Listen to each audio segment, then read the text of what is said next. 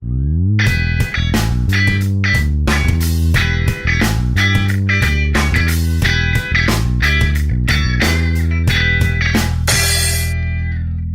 a classificação dos minerais, né? Tudo na natureza, os animais são classificados, né?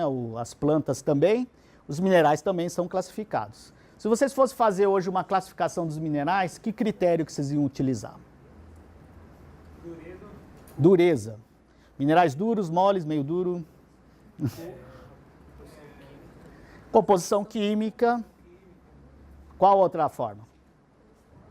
As formas, mas as formas aí tem a ver com arranjo cristalino. Fator financeiro também. Oi? Ocorrências aí é complicado. Aí você diz, os minerais lá do Piauí, os minerais do Maranhão, né? A presença ou não de clivagem, mas aí, então, a clivagem já é uma característica que é a resposta do arranjo cristalino. Então, os recursos melhores para a gente identificar. O principal mesmo conceito hoje para classificar os minerais é em função da composição química. Então, aqui, alguns exemplos, né, que nós discutimos aqui. Ó. Então, você pode trabalhar para classificação com o sistema de cristalização, são minerais cúbicos, minerais monoclínicos, ou a partir dos usos, você tem aqueles minerais que são as gemas. O que são as gemas? Os minerais conhecidos como gemas. Já ouviram? Então, a gema é utilizada de que forma? Ornamental. A opala é uma gema, porque ela é utilizada para joias. O diamante é uma gema e tem arranjo cristalino. Não é o critério. A gema é qualquer mineral ou mineraloide que você usa para fins de ornamentação. Esse é o critério. Os minérios são qualquer minerais que têm uso econômico.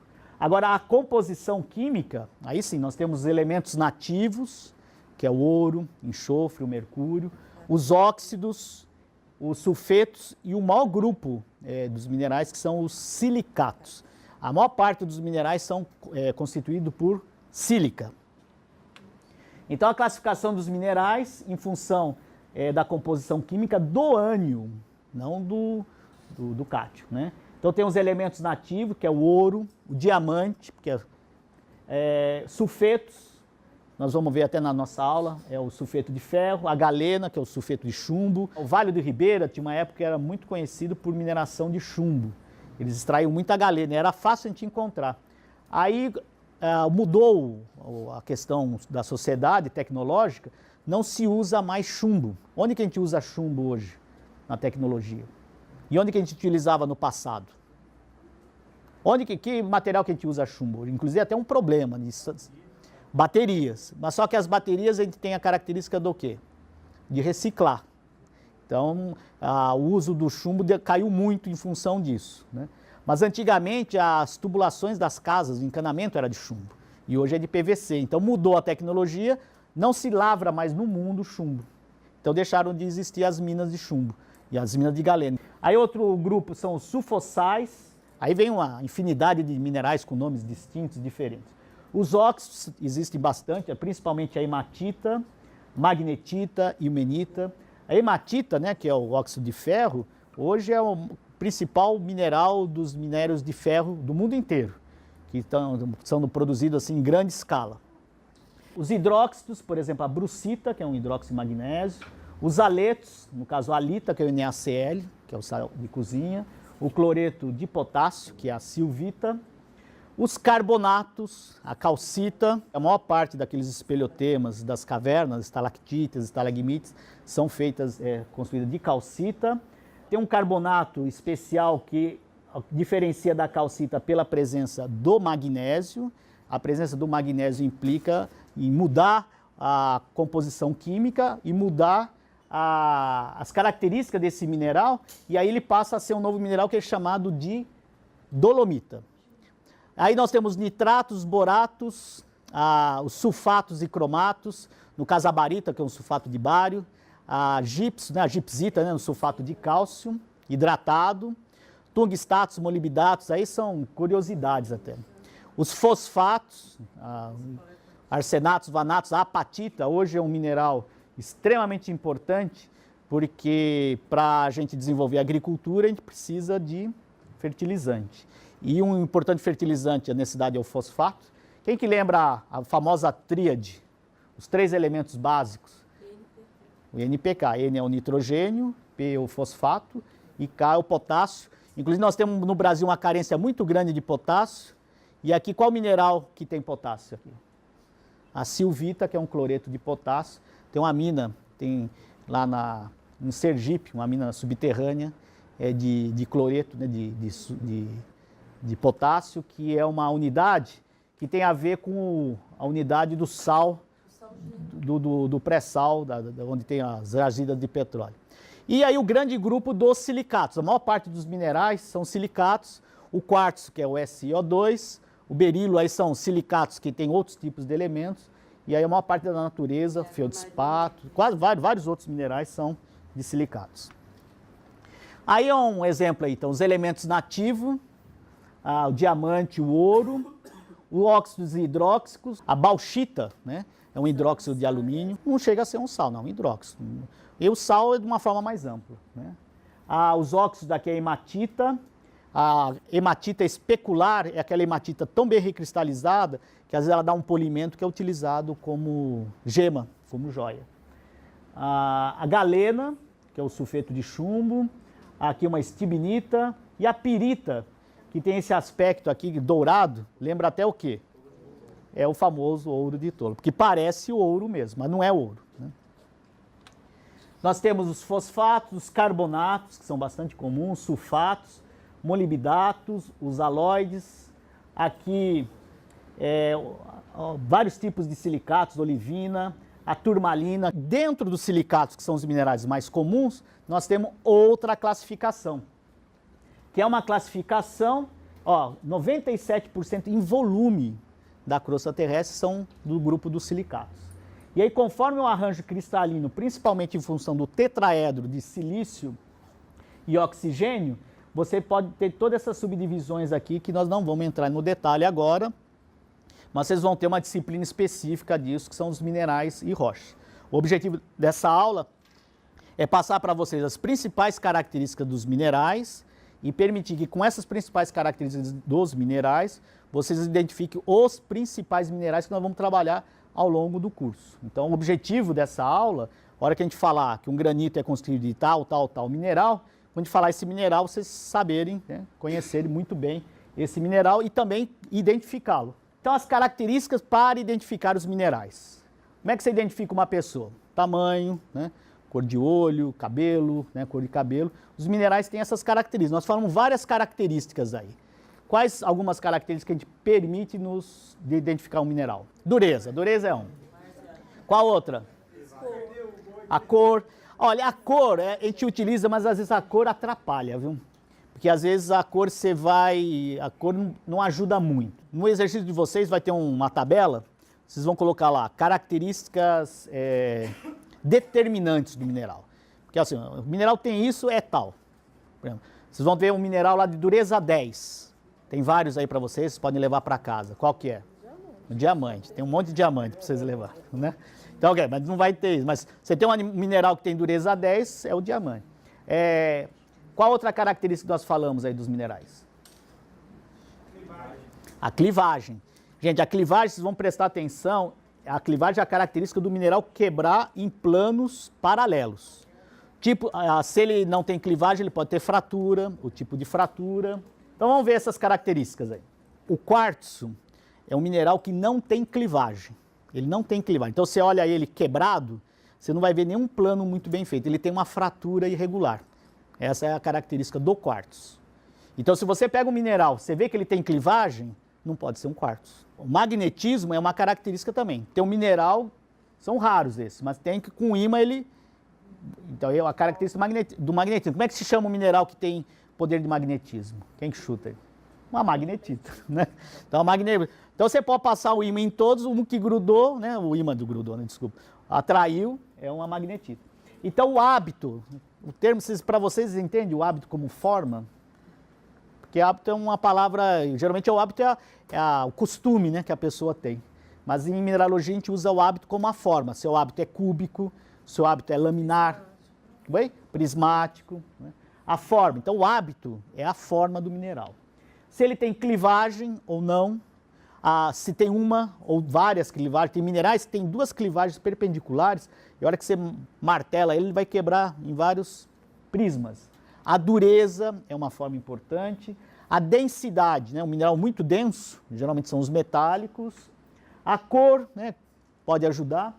O traço, o que é o traço? Vocês vão ter uma placa de porcelana e vocês vão riscar o mineral na placa de porcelana.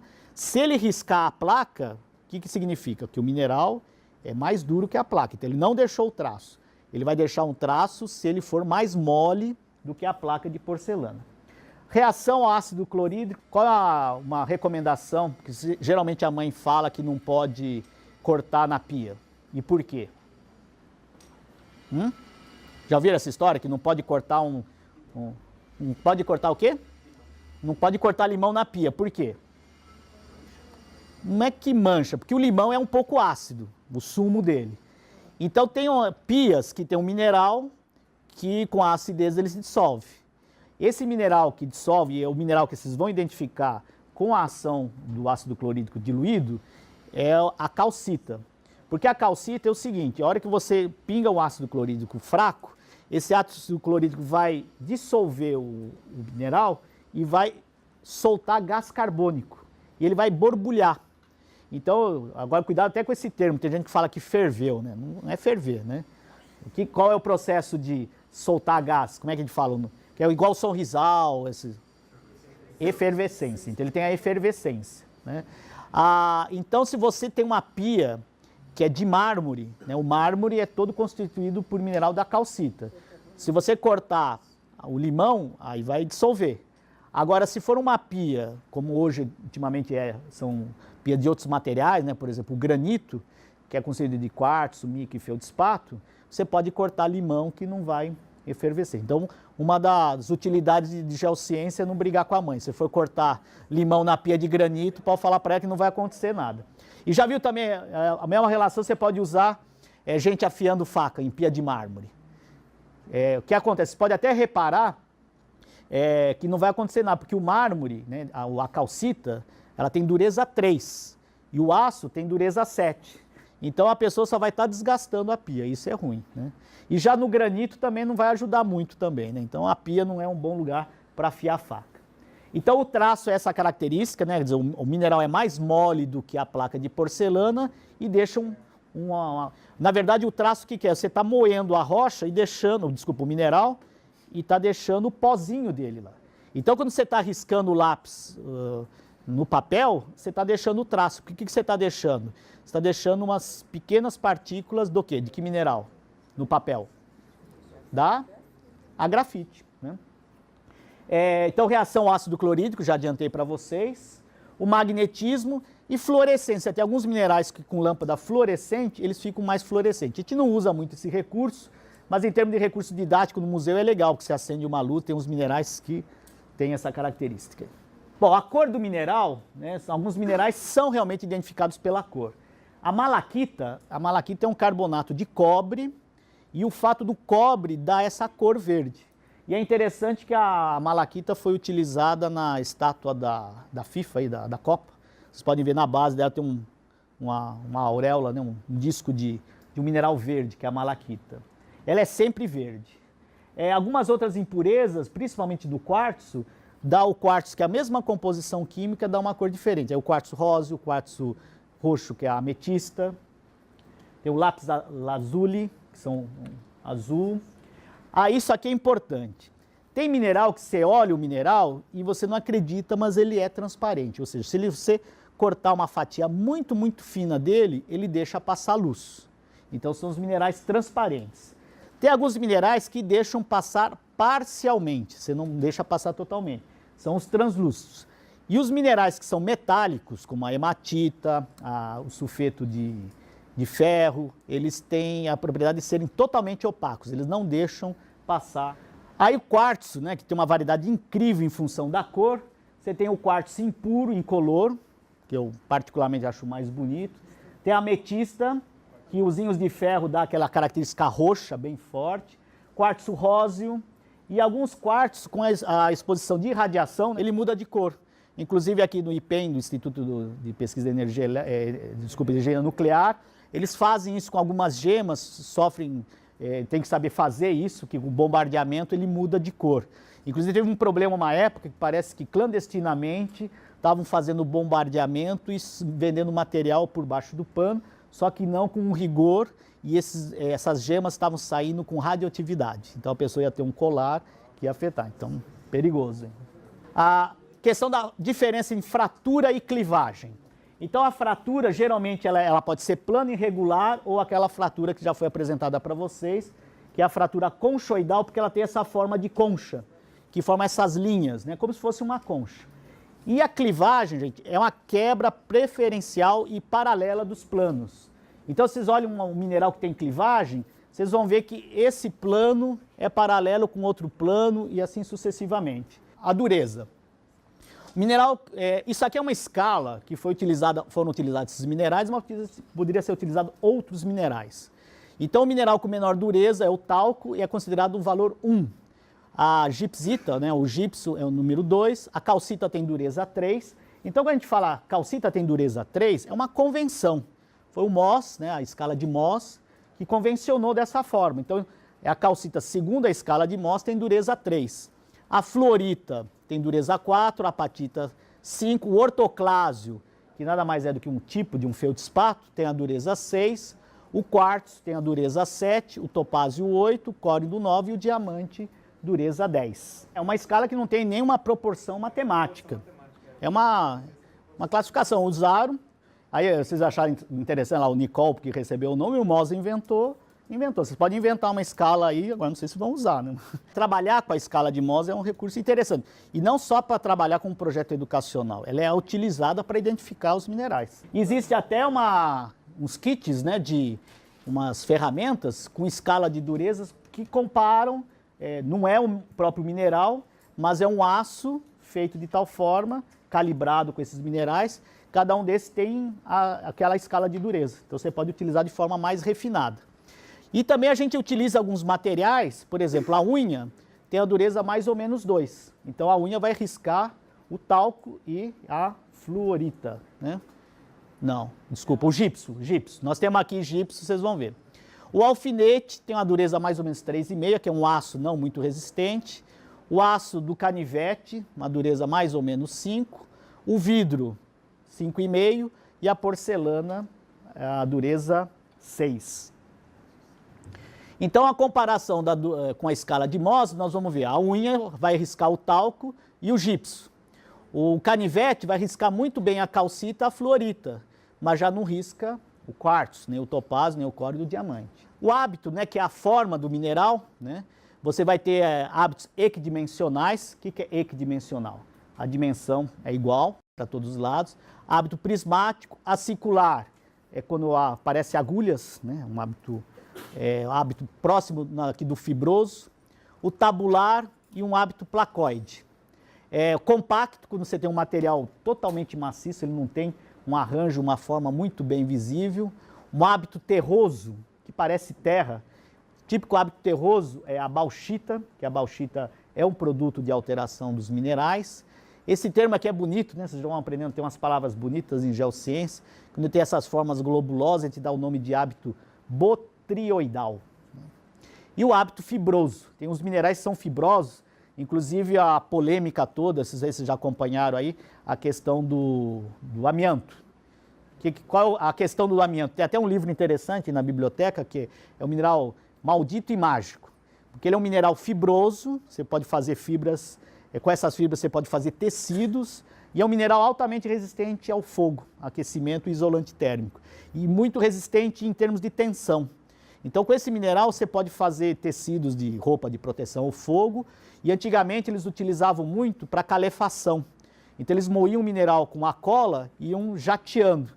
Só que, ao mesmo tempo que ele tinha esse hábito, essas características, essas fibras microscópicas que repetem o arranjo cristalino interno, a pessoa, quando respira, vai para o pulmão, aquilo lá é uma fibra microscópica, ela fica irritando a mucosa do pulmão, e isso aí é uma possibilidade de gerar um câncer. Então, ele é cancerígeno. Por isso que em muitos países ele está sendo abolido, tem uma maior discussão aqui no Brasil, e aí querem substituir o amianto por outras fibras. E aí a gente tem que tomar um cuidado, porque também essas outras fibras podem ser tão prejudiciais quanto o amianto.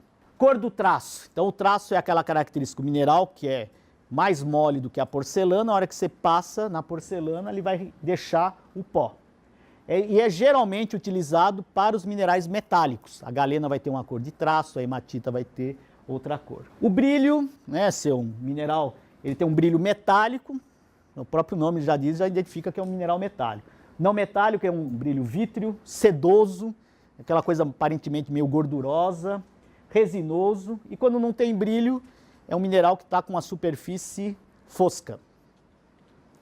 A densidade relativa, tem até um recurso que você pode calcular, determinar, né? Você não calcula, você identifica a densidade de um mineral, e você sabendo a densidade do mineral, você consegue identificar também, né? A grafita tem baixa densidade, a densidade do quartzo entre 2 e 3, e geralmente os metálicos têm uma densidade maior, né? E o ouro nativo, uma densidade muito maior ainda. Aqui uma ideia, uma distribuição dos minerais na crosta, e a gente está vendo, então, grande parte são dos silicatos, daí os outros carbonatos, os óxidos, sulfetos e halóides representam apenas 3%. Agora, isso aqui vai ser interessante, vai ser uma discussão depois quando for trabalhar com a visão sistêmica do planeta Terra, que praticamente quase 60% da constituição da crosta, né, da crosta continental, vão ver que é diferente, então não é aquela crosta que está no fundo dos oceanos, é a crosta que estão nos continentes.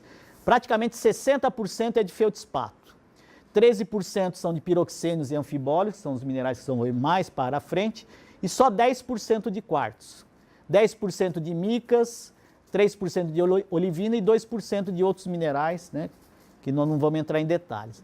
Mas o que é interessante, que o mineral que nós vamos trabalhar muito na aula de hoje, que é o quartzo e o feldspato, vocês estão vendo que 11% na crosta é de quartzo e 60% é de feldspato. E aí nós vamos colocar uma questão para vocês, que na areia de praia, as areias no geral, se vocês tiverem curiosidade ou já tiveram, a maior parte dos minerais nas areias é de quartzo. Então, como é que a gente explica? Isso fica uma pergunta aí para frente.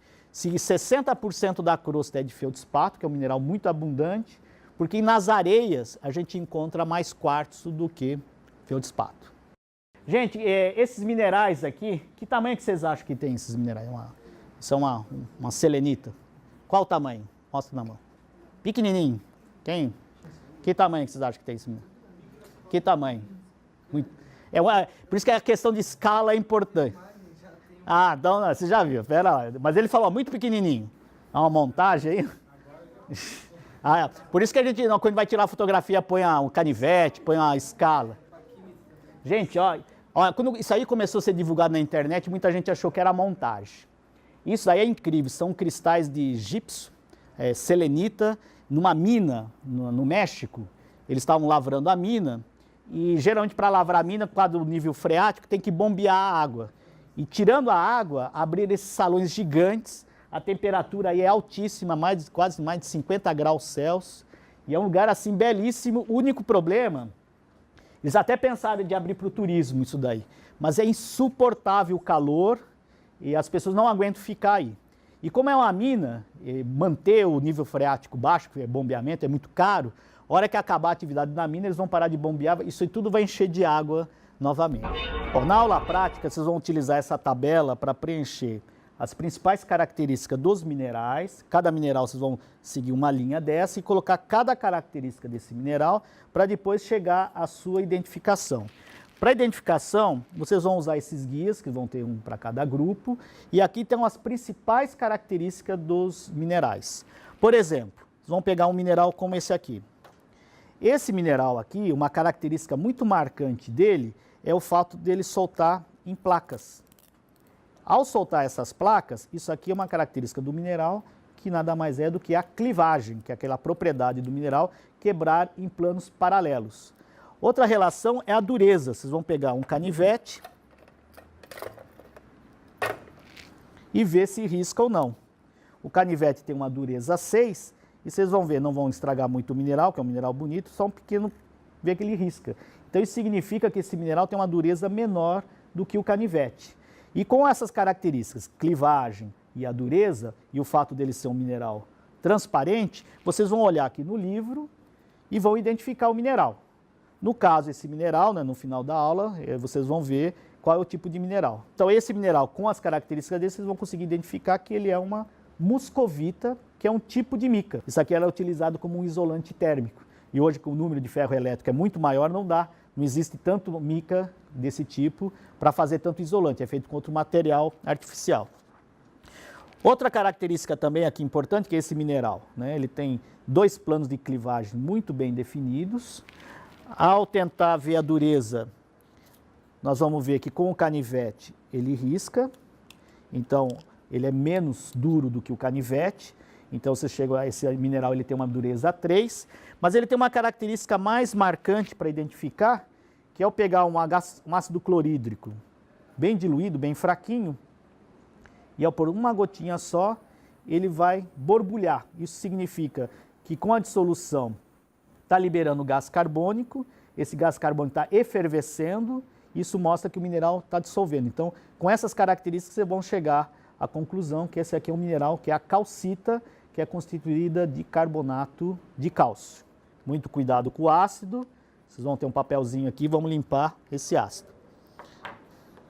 Outro mineral aqui, muito comum também, mineral bonito, né, pela cor, preto, vocês vão ver que essas faces, na verdade, elas não são faces de, planos de clivagem, porque se você quebrar esse mineral, ele não vai quebrar em planos paralelos, como a gente viu na calcita e na muscovita. E esse hábito do mineral, essa cor e essas faces, permite identificar ele através de todas as características, e usando novamente o guia, você chega à conclusão que esse mineral é um mineral que é conhecido como turmalina. Outro mineral que também tem uma clivagem muito característica, que são a quebra dos planos, e também uma baixa dureza, vocês vão ver com o canivete, ele quebra, ele risca, é uma gipsita, né, um mineral bastante transparente, esse brilho e a dureza e a presença da clivagem são características que permitem identificá-lo como a gipsita. Outro mineral aqui que é muito mole, né, que você risca facilmente e tira um pó bastante sedoso, esse aqui é o talco, que é utilizado em função dessa característica. Outro mineral aqui com mais denso, vocês vão sentir isso pela densidade, ele é brilho, né, ele tem esse brilho metálico, essa cor que lembra o ouro, inclusive isso aqui é conhecido como ouro dos tolos, porque isso aqui é uma pirita, que é um sulfeto de ferro. Outro mineral que vocês vão ver, ele tem uma característica com o ímã, vocês vão ver que o ímã atrai ele. Então ele tem uma propriedade que é o magnetismo. Então são raros minerais que têm essa propriedade, isso facilita muito na identificação. Então esse mineral que é atraído pelo ímã, ou seja, que tem magnetismo, é uma magnetita, que é um óxido de ferro. Outro mineral bastante comum na natureza, esse aqui não é tão bonito, esse aqui também tem um outro, mas também não é tão bonito, mas dá para perceber umas faces, e a gente percebe que ao passar o canivete não consegue riscar. Então ele tem uma dureza maior do que o canivete, ele tem uma dureza 7 e não tem nenhum plano de clivagem. E esse aspecto vítreo dele nos permite identificar que esse é um mineral que é muito comum na natureza, que é o quartzo. Esse aqui é um guia para a determinação dos minerais, né, de um autor que foi um professor aqui dessa escola, que é o Victor Lines, e um outro colega dele. Ele é uma chave de determinação de minerais que, conforme as suas características de dureza, presença ou não de clivagem e outras técnicas, é uma tabela que você vai fechando conforme as características, até chegar a determinados grupos de minerais e conseguir essa identificação. E além da identificação, você tem várias características do mesmo. Bom, e aí com isso vocês têm as principais características dos minerais, que permitem a sua identificação, que é a presença ou não da clivagem, que são a quebra de planos paralelos, a dureza, que é um recurso bastante importante, se ele efervesce ou não o HCl, que principalmente você permite identificar a calcita, a presença ou não de magnetismo, que aí permite identificar como magnetita. Então, através dessas características, vocês podem chegar, e esses são os principais minerais que a gente encontra na natureza, e ao longo do curso nós vamos falar vários tipos de rocha com esses tipos de minerais. Então, essa aula de hoje é justamente para vocês terem contato com esses minerais que são os mais abundantes e o que nós vamos estar trabalhando.